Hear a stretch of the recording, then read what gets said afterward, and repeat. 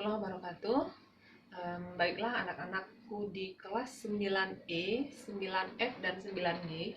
Hari ini Ibu akan menjelaskan bagaimana terjadinya pembelahan sel secara amitosis dan mitosis.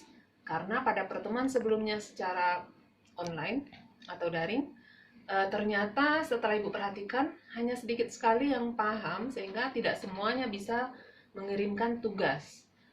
Begitu Ibu buka Classroom, ternyata hanya beberapa orang yang berhasil mengumpulkan tugas dan benar. Jadi hari ini Ibu akan jelaskan ulang tentang amitosis dan mitosis. Oke, perhatikan ke papan tulis. Yang pertama kamu harus paham dulu tentang kromosom ya.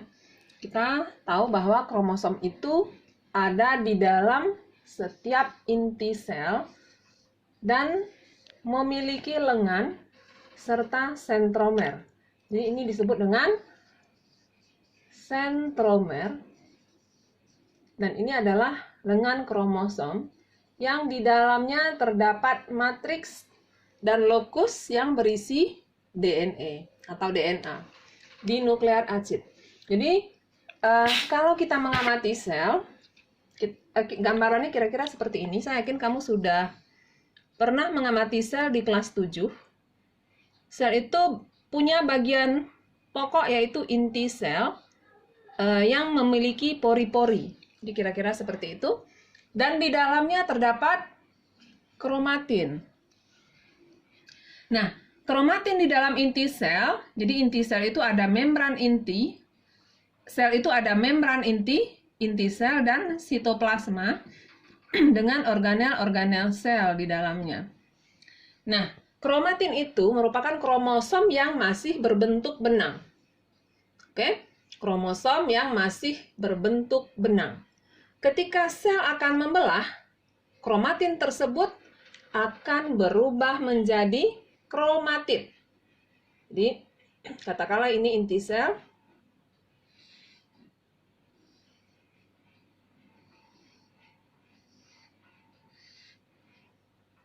Pada interfase masih kromatin. Dan setiap sel punya 2 sentriol. Kamu sudah belajar di kelas 7. Ini masih interfase. Oh ya, sebelum kita masuk ke fase, kamu harus tahu dulu fase dari pembelahan itu sendiri. Ingat IPMAT. Oke, IPMAT. I P M A T. I adalah interfase.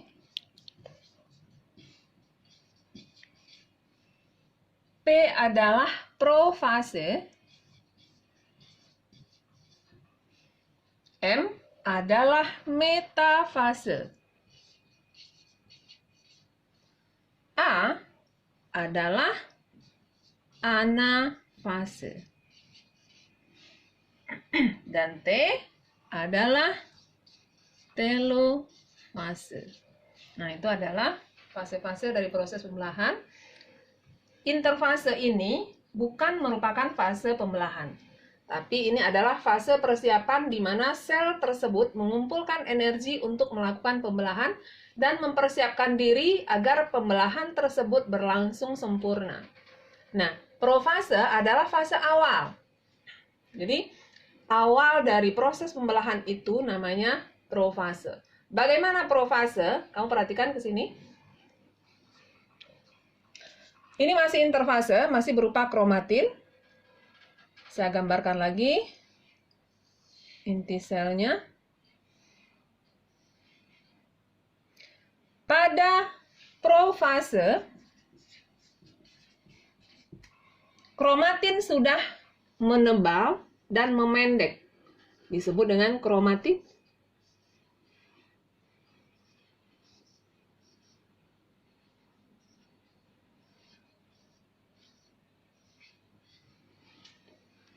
Katakanlah sekarang selnya punya 4 atau 2 pasang kromosom. Oke, kamu perhatikan. Di akhir profase, kromatid tadi akan bergandengan sesuai dengan homolognya. Apa itu homolognya? Yang bentuknya sama. Kamu perhatikan di sini. Ini memiliki lengan yang panjang, sedangkan ini memiliki lengan yang pendek.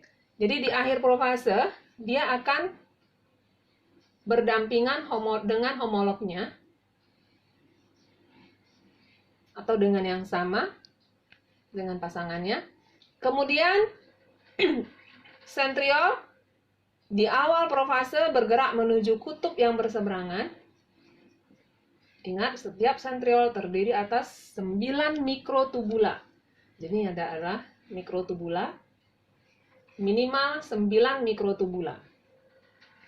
Nah ini yang tadinya berdekatan, sekarang berpisah menuju kutub yang berseberangan. Sampai akhirnya salah satu dari sentriol tersebut sampai di kutub, katakanlah kutub yang di atas dan kutub yang di bawah.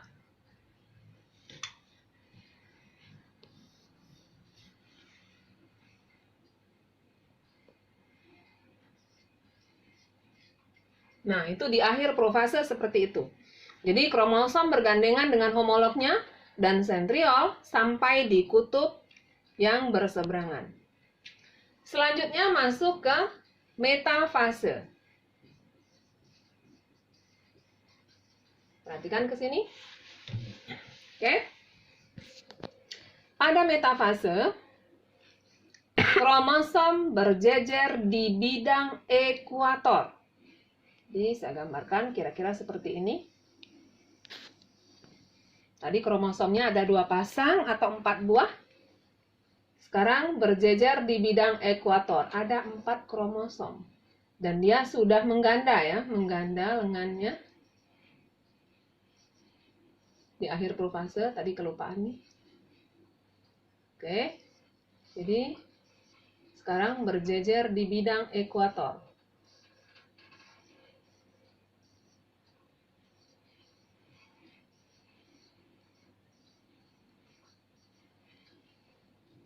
Dan tersusun berdekatan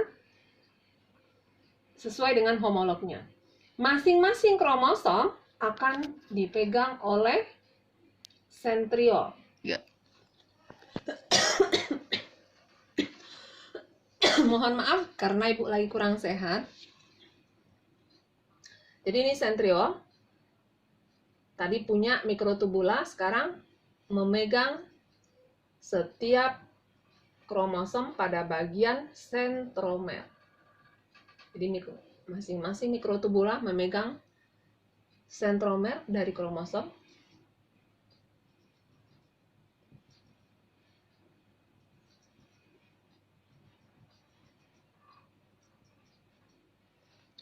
Itu metafase. Jika kita ingin menghitung jumlah kromosom dari suatu sel, itu bisa dilakukan pada fase metafase. Kamu tahu kenapa? Karena pada fase ini, kromosom tersebut tersusun berjajar.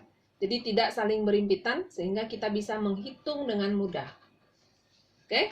Tentunya dengan menggunakan mikroskop. Setelah metafase, kita masuk ke anafase. Saya gambarkan lagi. Pada anafase, dinding dari sel itu memanjang.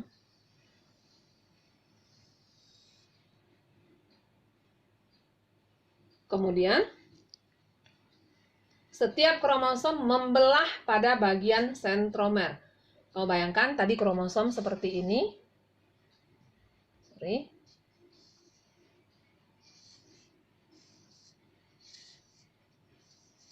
Nah, sekarang membelah pada bagian sentromer. Jadi seperti ini. Dan masing-masing belahan bergerak menuju kutub yang berseberangan. Pada fase anafase. Saya tulis biar nggak lupa.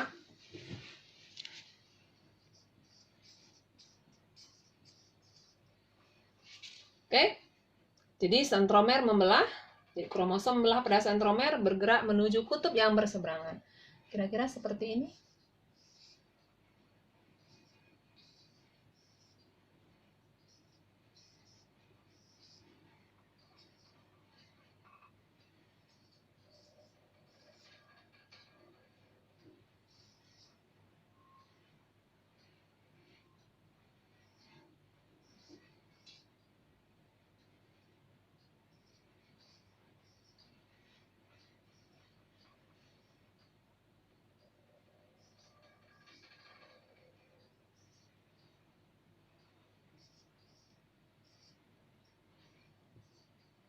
dan masing-masing ditarik menuju kutub yang berseberangan oleh sentriol.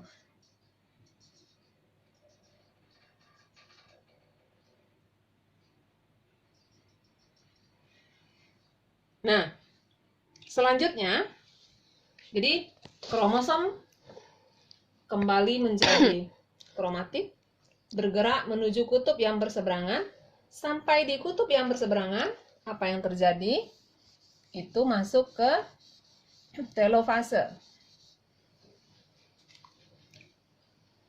Sel yang tadinya sudah memanjang, sini aja.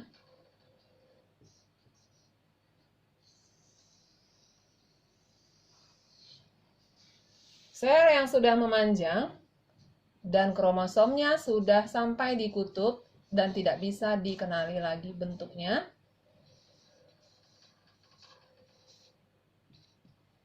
akan menebal pada bagian tengah. Jadi sitoplasma dari sel tersebut akan menjadi kental, menebal.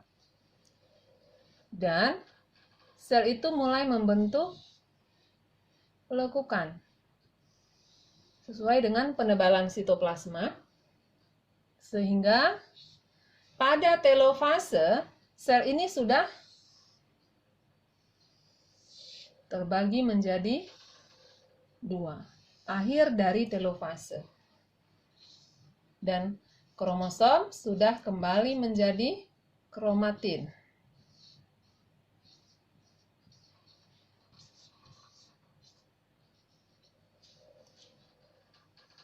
Jadi ini awal dari telofase. Gimana? Anak-anakku semuanya bisa dipahami? Biar lebih paham, Ibu ulang ya. Dari awal kamu perhatikan lagi ke papan tulis. Kita mulai dari kromosom. Ingat pelajaran kelas 7, kromosom itu adanya di dalam inti sel. Jadi kalau ini adalah sel, ini inti sel, kromosom ada di sini. Dan kromosom itu sendiri terdiri dari bagian yaitu lengan kromosom yang di dalamnya terdapat matriks dan lokus tempat terdapatnya DNA dan sentromer. Nah, pada pembelahan mitosis, jadi ini adalah mitosis.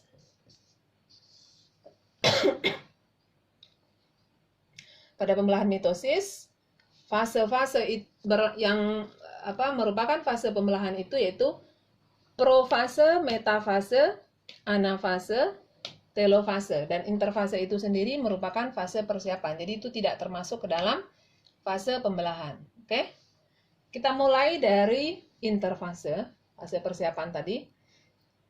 Di sini kromosom itu masih berupa kromatin. Ingat, kromatin itu seperti benang-benang. Bentuk kromosom itu seperti benang-benang. Dan ingat, di setiap sel terdapat dua buah atau sepasang sentriol. Sepasang sentriol. Nah, pada profase awal, sentriol itu berpisah dengan pasangannya.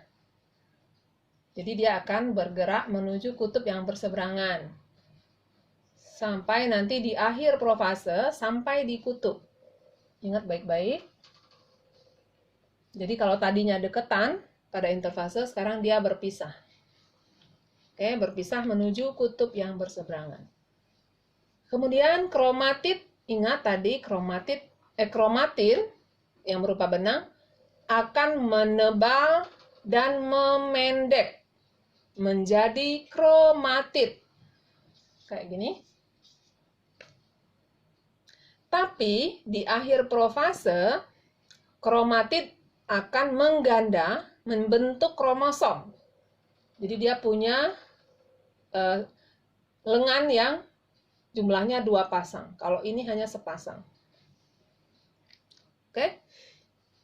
Kemudian di akhir profase juga sentriol sampai di kutub yang berseberangan, kromatid sudah berubah menjadi kromosom, dan kromosom homolog menyesuaikan diri atau berpasangan dengan homolognya, dengan kromosom yang sama. Homolog itu artinya sama. Jadi yang panjang sama yang panjang deketan, yang pendek sama yang pendek.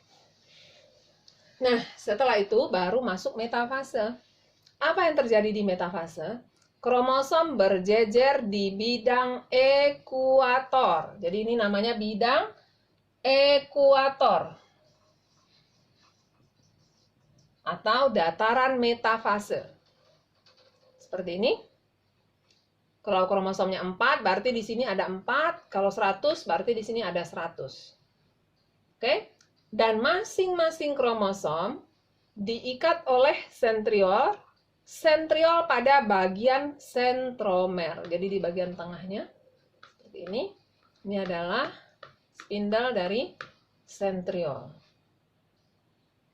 Fase berikutnya, ya, sentromer dari kromosom itu membelah, sehingga kromosom akan kembali menjadi kromatid, bergerak menuju kutub yang berseberangan. Jadi dia berpisah menuju kutub yang berseberangan. Jadi yang bergerak menuju bagian atas ada 4 kromosom, 1, 2, 3, 4. Ke kutub yang di bawah juga 4. 1, 2, 3, 4. Sehingga di sini nanti terdapat 4 kromosom, di sini juga.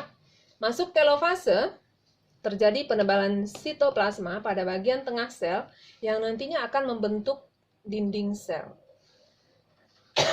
Sehingga di akhir telofase dihasilkan 2 sel anak dengan jumlah kromosom yang sama dengan induknya. Ingat, tadi di sini 4, di awal pembelahan 4. Di sini sel anaknya juga punya 4 kromosom. Dari mana kita tahu? Kamu perhatikan di sini, anafase. 4 bergerak ke kutub yang di atas, 4 bergerak ke kutub yang di bawah. Oke, sampai di sini bisa dipahami? Jika masih ada yang tidak mengerti, silahkan kamu buka Google Classroom. Kamu boleh ajukan pertanyaan-pertanyaan di forum Google Classroom. Di kelas masing-masing tentunya. Oke? Sekian dulu. Terima kasih. Assalamualaikum warahmatullahi wabarakatuh.